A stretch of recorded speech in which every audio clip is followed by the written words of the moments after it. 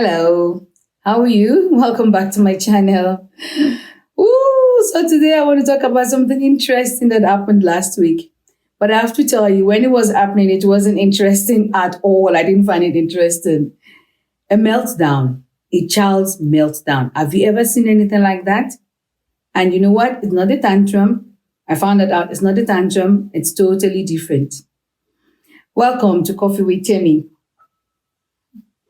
Have you got your coffee ready? Let's have a quick chat. So, last week I asked my child to do something and she refused. She refused point blank. She first of all rolled on the floor a little bit and then sat down at her work desk because this was schoolwork, and refused to do it. And she refused to do it against all odds. Everything I said, everything I threatened, because I went into Mama Africa mode, serious Mama Africa mode. I yelled, I threatened, I told her the consequences, the privileges I'll be taking away, everything, and she just refused to do it. I couldn't understand what was going on. I really couldn't understand what's going on. And this went on for hours. So like about 3-4 hours, if not longer. We were in this position of, okay, if you're not going to do what I say, you're going to stay still there. You can go to the bathroom and you can get something to eat, but you're not going anywhere. You're not playing them. It became a jailer and the prisoner. So I couldn't go anywhere and do anything because I had to watch her and make sure that she also couldn't do anything. And after, I don't know what happened in her brain, she just got up at the end of maybe 4-5 hours, I kid you not, and just took one of the stuff she was supposed to do and just started doing it. This is a very funny thing. I've never experienced this, and it actually made me, when I say I've never experienced this in a child, she wasn't weeping, she wasn't shouting, apart from the beginning when she threw herself on the floor and cried, she didn't want to do it, blah, blah, blah. She just put her head on the table and just stayed still. Just stayed still.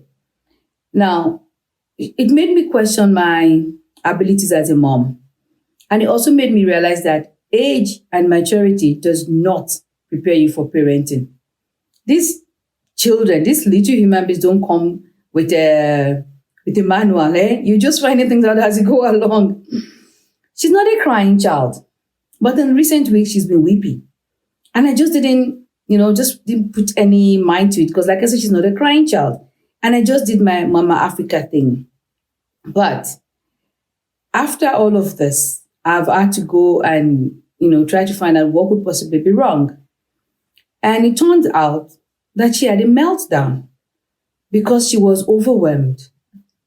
Not because the work was too much, because even though she's been going to school on online, I haven't got the courage to send her back to school yet. So we've been on lockdown for 7 months, 6.5, 7 months. It's been a long time. And friends as well, she's been seeing on Zoom, school on Zoom, everything has been Zoom. So I think she just had enough of it. And she's been saying to me, I don't like mommy's school. Because mommy's school is tough, It's tougher than if she went to class. I don't like mommy's school. In recent times, so we've been able to go out, but it was just an overload and overwhelming situation for her. It just got to that point and it was just, that's it. I'm done. What I also found is that the amygdala, I'm probably killing that word, but amygdala. I tried to pronounce it. That part of our brain that controls our emotion of the fight, flight, or freeze in this case. She couldn't fight me, but she couldn't run away as well. So she just froze. Till her brain, I think, worked itself back to a calm position and she could just return back to normal, should I say.